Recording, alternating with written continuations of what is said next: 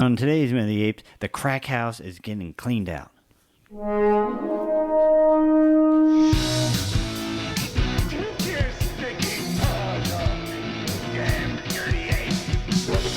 Divine bomb.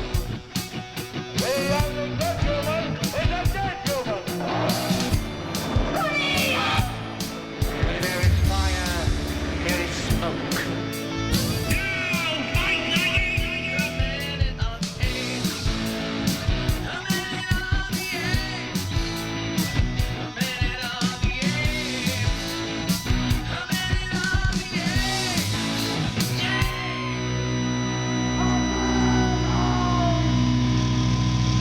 Hello and welcome to Minute of the Apes, the daily podcast where we break down every minute of the Planet of the Apes movies 1 minute at a time. I'm Todd. I think this is the first time we've ever talked about crack on this show. The first time? First time. Crack cocaine? Butt crack. We're talking about butt crack. Oh, maybe about You'll have crack. to very succinctly tell everybody what that means, but I will say this. I'm also trying to play producer boy and keep the glowing young man across from me on a schedule. I'm on a schedule today. Yeah. We actually have to Todd have has Richard out at a certain time. Richard has a time constraint. So I'm trying to make sure we stay I appreciate pushing that. ahead I with do. production. I do. This is going to be a quick minute if you ask me. Well, I mean, real quick, go why don't you tell us about your crack house? What was that there's supposed to mean? just there's a house in our neighborhood that is every neighborhood has to have the least attractive house, you would call it, or whatever. But this one definitely has people that have probably some mental problems living there, squatters there, because there is literal garbage in their yard all the time, in their driveway.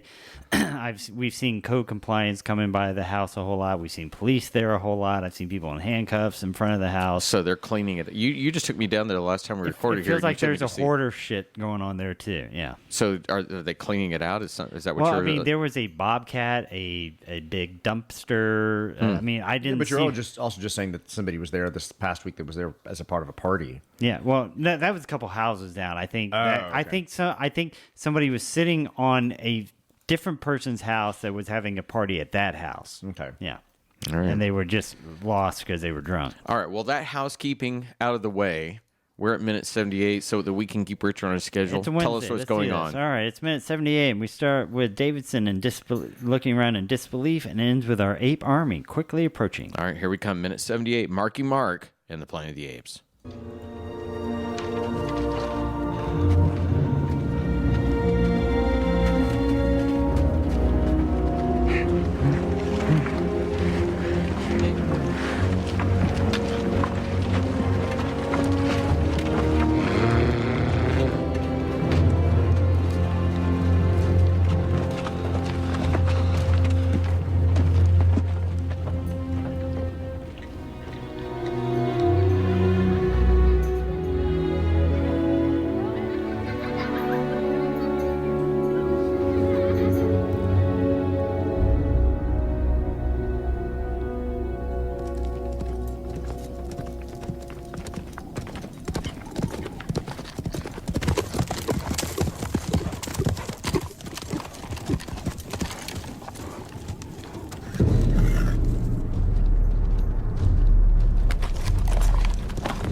As minute 78, we have an Oberon's worth of apes and humans, 2 displaced pods worth of humans and apes. So many wild humans in Ape City, minus those 2 gorillas, and humans on the loose and monkeys on the march. All right, here we come visually. We've got Marky Mark looking around as the people with twigs and baskets begin moving in towards him.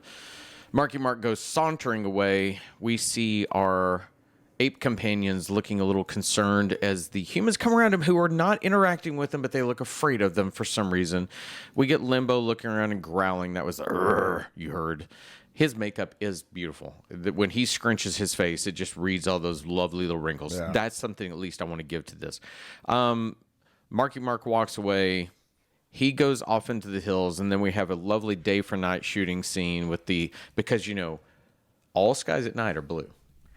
And he's sitting atop of a perch, and then it's such a weird cut to. We see the humans kind of coming towards him, and then we cut to another wide vista where the little boy companion is now on a horse riding up, and he looks out over the horizon, seeing the burning torches of what we assume are an incoming ape army.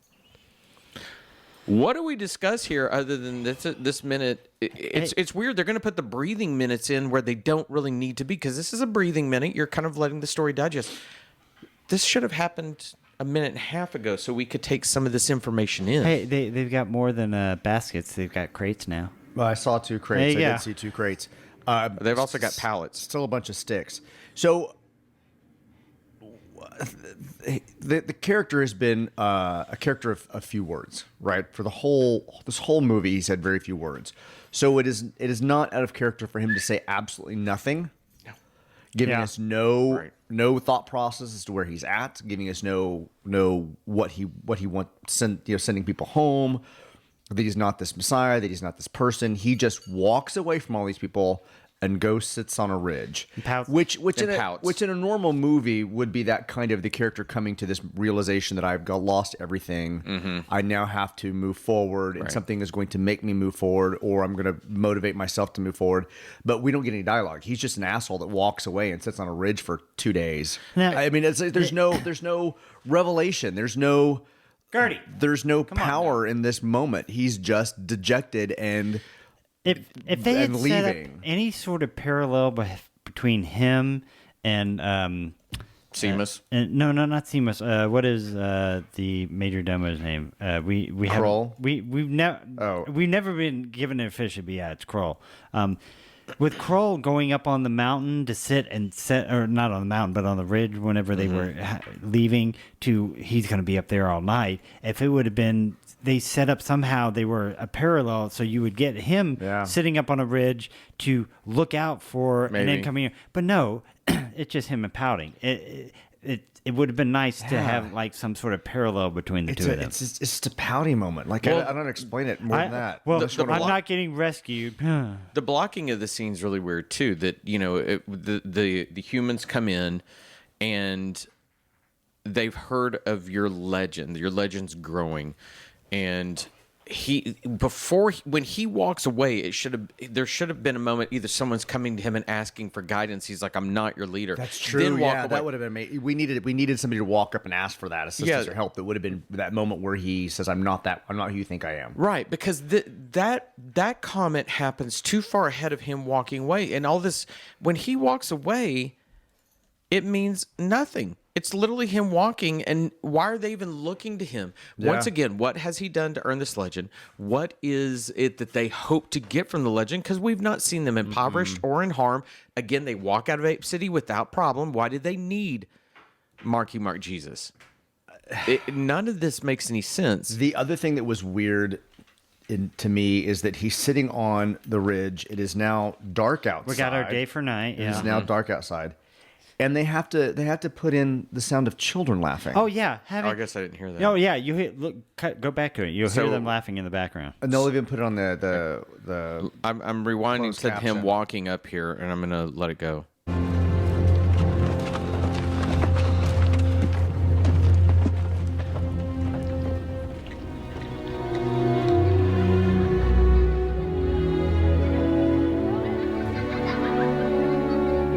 I didn't catch that. And you know what? I know. As I'm sitting here, I know exactly why they do that, because they're setting the stakes. Because we're going to have an army showing up now. So now we have children over here that we have to protect. But so it's like not that he is acknowledging it, but we're setting the stakes for the audience. Not necessarily you're absolutely right. It is past 8 p.m. Your children should be in bed. I'm sorry. It's 8 p.m. Do you know where your wild humans are? It is now nighttime. We didn't hear sounds of the city. We didn't see people. We didn't see stuff. They just decided to throw in sounds of children playing and laughing without any context for... I mean, we know what they're trying to do, but he doesn't react to it. He just kind of looks at it. I've got to go back to how the fuck did they get out of Ape City? Is it because the whole army's left the city and there's no one to protect and keep the humans where they belong? Why are they here, and how did they get ahead of the army? I'm assuming these are wild. I'm assuming these are wild humans because wild humans were captured when Davidson was captured. She said Stella said something about the different tribes. So the humans are coming from somewhere. That's why Thade wants to get rid of them all because they're a pest or whatever. But yeah. Do you know how I know they're wild humans? All their hair is dirty. Nah. Well, because they're clean shaven. Yeah. I'm sorry. Yeah. And That's some what of he- them, that's what he uses some sticks of them for. have sleeves on. That's what he Not like just the no. What do you call it when you just put it on your forearms? There is no logic in this movie that could explain how the monkeys on that damn space station become the evolved monkeys we see. We don't see anything that happened other than them telling us. There's no logic that can explain how he became or was a descendant of these people and could be their Jesus. None of this makes sense without them telling us that it's there. No. Because every one of those things, I can go along with it if it were set up properly. We can. I don't mean me alone.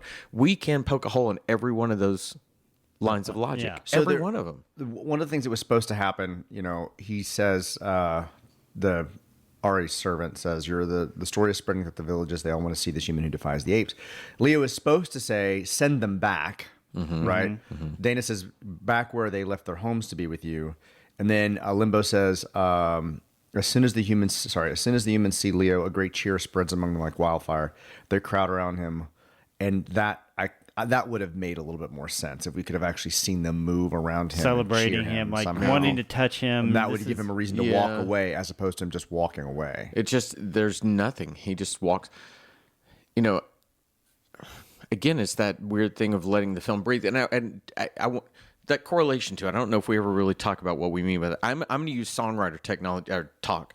You write a song, you have a verse, and you know what you do between it and like if you go to the chorus and you come back, you play the chord structure of the verse again. Yeah. So that everybody can take in what they've heard, and then you go back into it. That's all we're asking. And if they had done some of that to push a little bit of what Leo went through here, then add in that idea of at least them coming to him, you build that structure, right? Mm-hmm. But this moment may be amongst these. This might actually be the single worst. Sure, you shoved a lot of information that makes sense into a place, but this one, it means nothing. It means zero. As soon as the humans see Leo, a great cheer spreads among them. Families, loners, old and young, some touch his hand. The humans glare at Ari, some curious, most hostile. Out of the crowd, a human figure confronts Ari. It's Bond, Ari's old servant. They embrace with tears. A little human girl that Bond saved hides behind Bond, shy and wary, but Ari kneels and smiles at her. Slowly, the little girl lets Ari take her in her arms. The little girl finally smiles back. Then we jump to the cliff with Leo standing over the cliff. I mean, it's not much better, but I mean, I do like the idea of them coming up to him. I like it touching better. Him. All right. Him coming up and touching him, and then him having to pull away. I'm not your savior kind of moment. not your savior, yeah. Because every savior has to deny that they're that yeah. person before they become that person. So yeah, you have to deny the But call. they either Right. cut it or if they Or film they that just they didn't cut it. shoot it. But it just So it's how- lazy. He just sees them all, walks away. Here's another and thing. time passes. They need, if Ari's going to be the savior and they need to recognize him, he needs to stand out somehow. Like he needs to be a redhead. He needs to have a scar because how are they not looking at the bald guy and thinking he's the guy that defied? How are they Oh, not you're looking saying, at how the do they know how Leo's- they not looking at the black guy with the scars on his face and thinking he's the savior that's defied Because everybody? again, Marky Mark's done nothing Yeah. to defy or Nothing to makes him stand out. stand out as a savior. As the I know one. what it is. What? He breathes. He on it. breathes really loud. So there could have been. It would have been too much. They have this moment with Ari and a human child. There could have been something in there with that, but it might have kind of been too much for this moment. Other than him recognizing his responsibility and walking away Maybe. from it, that's what he needed. He needed to be reminded of his responsibility, and then he needs to walk away from it. And that way, we have him pondering on the top of the cliff. Yeah. Should he, if he's going to be this defiant, I'm not your guy, shouldn't that have even been hammered in at the very first of the film? Yeah. You know, like the captain admonishing him for not taking responsibility or something. So you at least kind of build that foundation. So he has it here and then he finally understands those things that have been said to me. I need to learn to be better. So I don't know why children are laughing and crying. well, or again, why children are laughing. I think it's to set the stakes for the audience but they- subtly. Yeah, but they could have shown us that. They could have shown him looking over and seeing that, as opposed to just putting it in there, because it just feels random. I don't hear anybody else, just children. Yeah, I'm so much By the more way, interested. all the kids went, You or look the at that adults button? went to bed. Yeah, I'm more and- interested that Sean gave me a Batman button at this point. I don't even know that I'm here because none of that. So, all right.